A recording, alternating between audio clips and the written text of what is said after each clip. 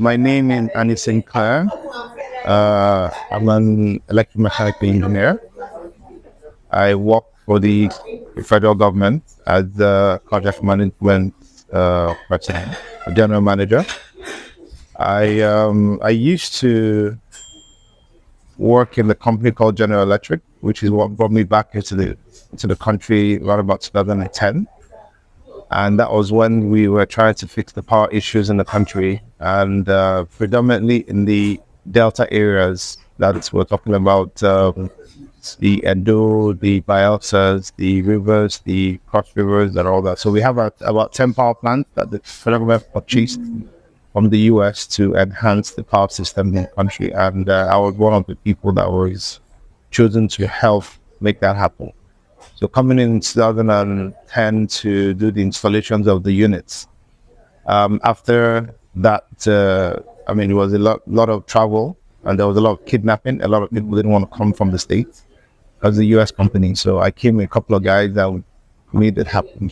So when I was done with that, around about 2011, I was requested by the federal government to stay back and join the team to manage that asset. So yes, we have over 5,000 megawatts.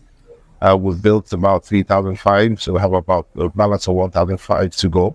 So yes, we'll be managing assets. So from being a project manager to head of operational maintenance, down to technical advisor to the MD CEO, and then GM corporate planning, now GM contract management. So yeah, it's been quite a journey. When you're a boy from day one, nothing is given to you. You literally take. You're being groomed to be a provider, a protector, and a giver. So knowing that yes, you're not going to be married, you're going to marry someone, you're not going to be married to someone. So with that in mind, you have to understand that you can't be foot-footing, you cannot be staying in one place and expecting things to come to you.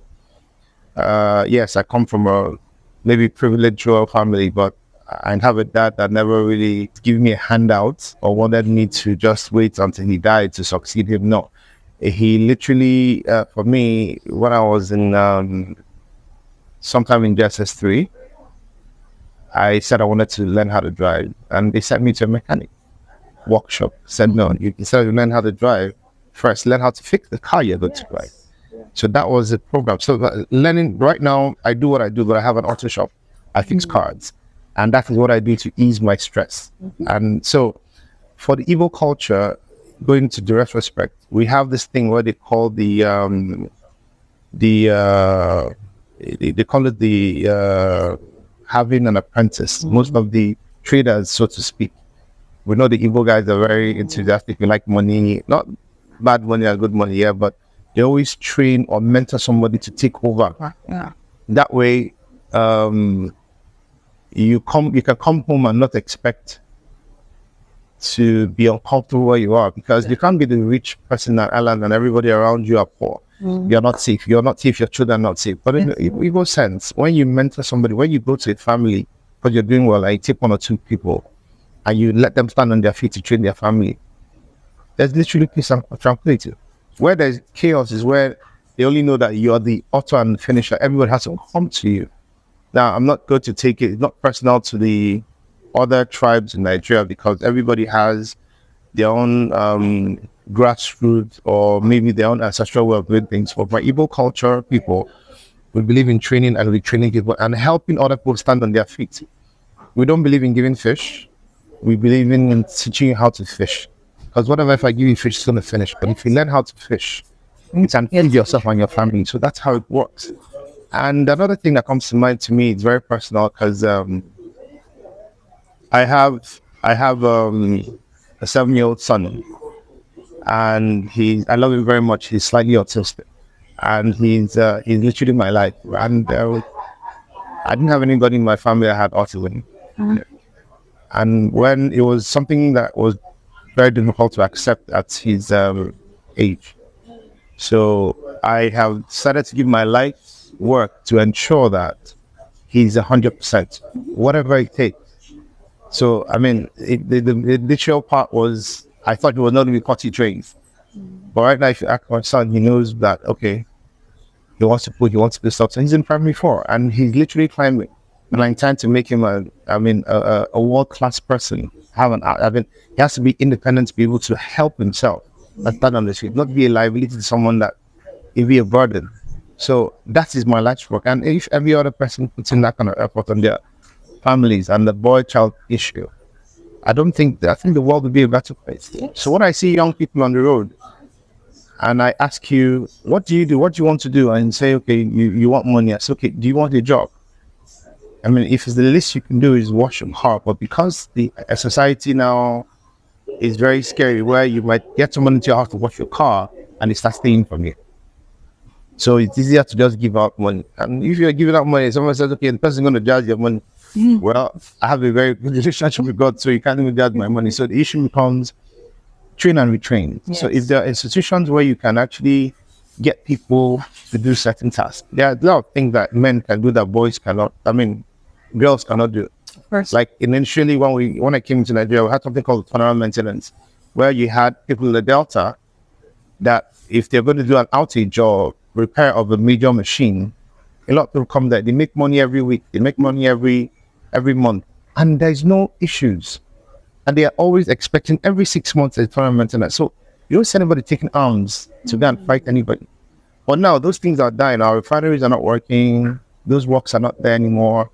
People are circumventing us, siphoning all this money, and the thing that we're coming to the lowest man, the average man, is not coming to them anymore. So people are taking to different things: armed robbery, 419, sacrifices, all these things. They are predominantly not things that used to happen outside.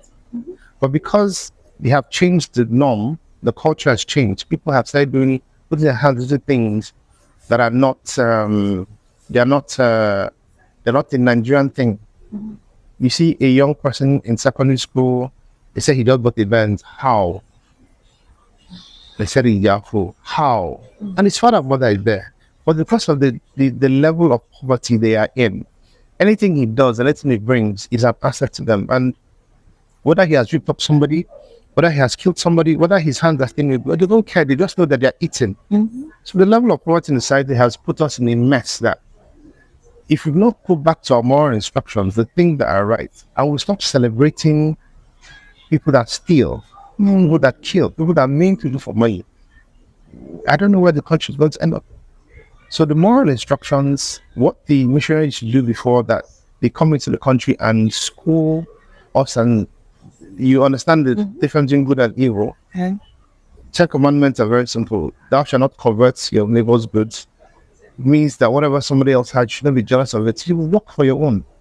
If you see somebody wearing a shirt, you should not ask the person, okay, I want that, I want to take that shirt. No, how do I get that shirt? How do I make money to get that shirt? So when you get to that place, the cycle becomes like a level playing field. So for the boy child, it's for them to understand who they are and how they want to be. If you don't train your child in a way that he understands that this is the right way, when he gets to that crossroad and it's difficult, somebody else will tell him that thing if you should tell him, and they tell him, look, let's go and rob the bank. Unfortunately, I'm from Enugu State, and I have a curse that comes from my place. And I told that to my son. I said, the curse is very simple. If you go to rob with an Imo man, an Anambra man, and you're a Soka man, they'll catch you, they'll leave your own. Huh. So if you're like, yes, that's what the elders cursed my people. So you can't see me doing that. Anybody, they will kill you. So they tell you that if you go with any other tribe, they will catch you and leave the rest of them. Wow. So if you have that, knowing fully well, why do you want to go and work hard, read your books, get a 2-1, get a first class, get a job, and help? So that's a nutshell. My name is Engineer Anih Sinclair. I'm a fellow of Nigeria Society of Engineers. I'm a fellow of Nigerian Institute of Electrical Engineers. I'm a fellow of Nigerian Power Institute of Nigeria, and I'm also a mechanical and electrical engineer. So I'm going to be at the Great Achievers Award Summit 2025, and I hope you'll be there. Thank you very much.